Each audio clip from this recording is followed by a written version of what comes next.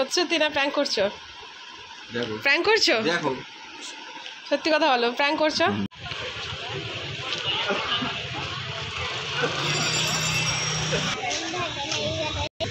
নমস্কার করো, ভালো করো। হ্যালো এভরিওয়ান, আমি শম্পা। আমার নতুন একটা ব্লগে সবাইকে অনেক অনেক স্বাগত। এখানে দেখতেই পাচ্ছ ননির বাবা ওর পায়ের ছাপ নেওয়ার চেষ্টা করছে। তো কেন চেষ্টা করছে সেটা আমাদেরকে সবটাই বলবো।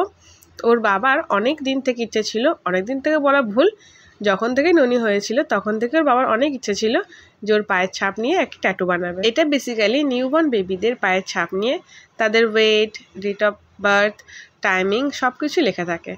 তো ওর বাবা তখন করার ইচ্ছে ছিল, কিন্তু সেই সময় কোনো কারণবশত হয়ে ওঠেনি।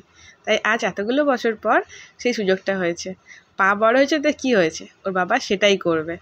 দেখো ননি কিন্তু ওর বাবার সঙ্গে খুব ভালোভাবে কোঅপারেট করছে। ও জানে না কি হবে, কিন্তু ওর বাবা ওকে যা যা বলছে ও কিন্তু মন দিয়ে তাই তাই করছে। ট্যাটু পার্লারটা যেহেতু আমাদের বাড়ির কাছাকাছি নয়, তাই ওর বাবার পায়ের ছাপটা নিয়ে নিচ্ছে। যদি কাছাকাছি হতো তাহলে ননিকে নিয়ে গিয়ে পায়ের ছাপটা ওখানে দিয়ে আসতো, তাহলে সুবিধা হতো। যেহেতু অনেকটা দূরে, তাই ওর বাবা আগে থেকেই পায়ের ছাপটা নিয়ে নিচ্ছে। ট্যাটু জিনিসটা আমার ভীষণই ভালো লাগে, কিন্তু সেটা নিজের ওপর নয়, অন্য কারোর ওপর। নিজে করার কথা কখনো ভাবতেই পারি না। সামান্য একটা ইঞ্জেকশন নিতে গিয়ে কত ভয় লাগে, আর সেখানে এতগুলো সুচ দিয়ে ট্যাটু, জাস্ট ভাবা যায় না।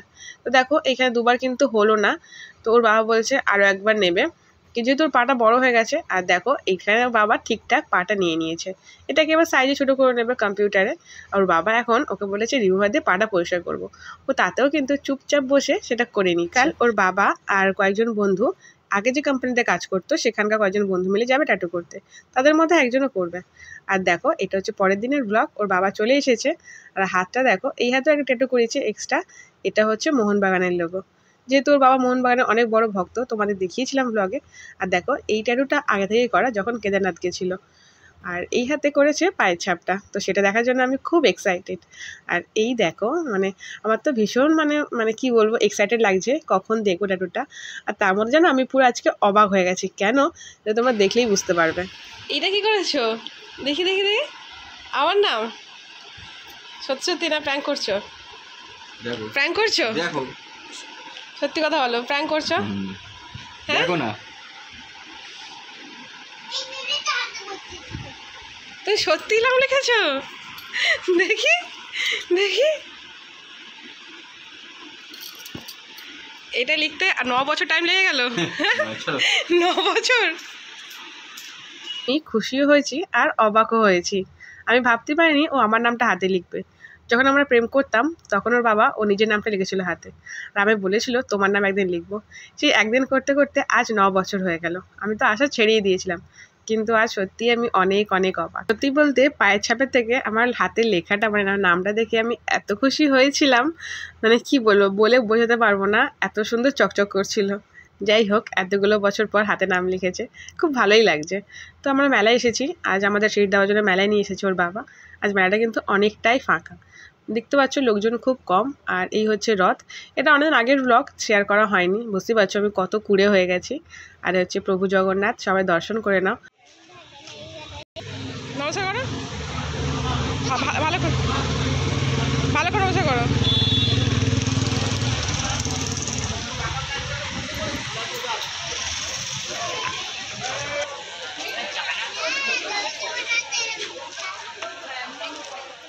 মন্দিরটি রাধাকৃষ্ণের, কি সুন্দর অপূর্ব, উপরে কত গৌরনীতায়, দারুণ লাগছে। তো চলো আমরা যাই। আর ননি কিন্তু আমাকে ঘর থেকে বলে এসেছে আজ আমি অনেক রাইডসটি একমাত্র ফাঁকা ছিল। আর ননিকে আমার এটা চড়ে না, খুব ভয় লাগে অনেকজন থাকলে, মানে বাই চান্স বাচ্চাগুলো ঘাড়ের মধ্যে পড়ে, সেই জন্য। আর ফাঁকা ছিল বলে চড়ালাম, আর ও তো খুব খুশি। আর এই ভাইগুলি হচ্ছে এই দোলার কাছে দেখাশোনা করে, ওদেরই সমস্ত লোকজন। আর ননি ওটা চড়ার পর এখানে দেখো এটাও ফাঁকা, আজকে লোকজন খুবই কম। ননি কিন্তু এটা চড়তেও ভীষণ ভালোবাসে। আর যদি কেউ থাকতো ওর সঙ্গে, ও কিন্তু আর খুশি হতো। একা একা একটুখানি মুড অফ ছিল, কিন্তু কিছু করার নেই, মেলায় এখন লোকজন দেখাই যায় না বলতে গেলে। আর দেখো রাস্তাঘাট মানে পুরোটাই ফাঁকা। তোমাদের আগের দিন দেখিয়েছিলাম ব্লগে, তখনও মানে লোকজন ছিল, কিন্তু আজকে পুরোটাই ফাঁকা। চলো আস্তে আস্তে আমরা যাই। আর দেখতে পাচ্ছ কত দোকান, দোকান দেখলে কিন্তু কিনতে ইচ্ছে করে। কিন্তু যেহেতু এখন মার্কেটে যাই, তাই এখান থেকে খেলা আর কিনতে ইচ্ছে করে না, কারণ অনেক দাম থাকে। আর রিন্টুকে বলেছিলাম যে এই আচারগুলো আমাকে কিনে দিতে, বলে একদম খেতে হবে না, কারণ সেবার মেলা থেকে খেয়ে আমার ভীষণই শরীর খারাপ হয়ে গেছিলো। তাই আমাকে স্ট্রিক্টলি বারণ করেছে তুই মেলার কোনো খাবার খাবে না। দুখানে রাইডস ছিল, ননি তো ভীষণ খুশি, গড়গড় করে বাবার সঙ্গে হেঁটে হেঁটে চলে যাচ্ছে। বাড়ির জন্য কিছু জিলিপি নেবো। সত্যি বলতে সেই দিনের হওয়ার পর থেকে, মানে সেই শরীর খারাপটা হওয়ার পর থেকে আমার মেলার কোনো খাবারের প্রতি আর তাকাতে ইচ্ছা করে না। আমার ভীষণই ভয় লাগে, একটা ফোবিয়া মতন হয়ে গেছে। আমি সত্যি বলছি, শপথ করেছি আর আমি মানে সত্যি খাবো না, আমার এত ভয়। না খাওয়াটাই ভালো। আর ননিকে বলছিলাম যে এখানে কত খেলনা, ও নিয়েই বলছিল যে মা এই খেলনাগুলো সব আমার আছে। মানে সব বলতে ম্যাক্সিমাম 50% তো ওর কাছে আছেই আছে সব কটা খেলনা। তো সেটা হিসাব করছিল যে মা আমার কাছে এই ফ্যানটাও আছে, এখানে যে ঘোল ঘোরানো সেটা আছে, এখানে এই স্ট্যাকোরিং সেটা আছে, ও সমস্ত কিছু বলছিল। আর সত্যি সত্যি সেইগুলো কিন্তু ওর কাছে আছে। তাই বললাম যে তোমাকে এখান থেকে কিচ্ছু নিতে হবে না, যদি তোমার কিছু লাগে বলো, দেখাও, আমি তোমাকে সেটা মার্কেট থেকে এনে দেবো।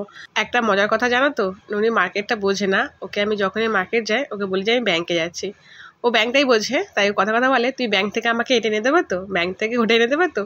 কথাটা ওকে শেখাতে হবে যে ওটার ব্যাংক নয়, ওটা মার্কেট। কারণ ও মার্কেট বললে খুব কাঁদো ছোটোবেলায়, তাই ওকে ব্যাংক বলে বোঝাতাম যে ব্যাংকে সবাই টাকা তুলতে যায়, সেই টাকা তুললে তবে কিছু কেনা যায়। ও সেটাই জানে যে ব্যাংকে যাচ্ছি। আর ননি এখানে একটা এই কটন ক্যান্ডি কিনলো, খাবে না, তবু ওর খুব ভালো লাগে। আর দেখো এই ঝুলি তোমাদের আগে দেখিয়েছিলাম অনেক ব্লগে। তো চলো বাড়ি যাই, অনেক রাত হয়ে গেল। তো ভিডিও তোমাদের কেমন লাগলো অবশ্যই কমেন্ট করে জানিও। হ্যাঁ, যাওয়ার আগে কিন্তু অবশ্যই ফলো আর সাবস্ক্রাইব করে দিও। টাটা।